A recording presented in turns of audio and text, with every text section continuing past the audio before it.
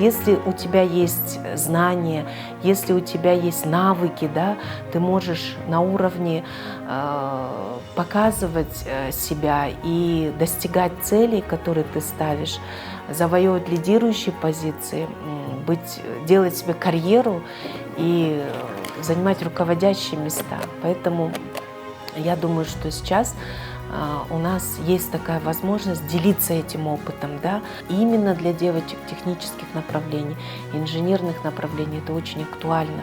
Почему? Потому что, создавая свой технический проект, его нужно правильно донести, сделать презентацию, подготовить спич, да, выступление и не бояться участвовать в различных конкурсах, продвигать свой проект.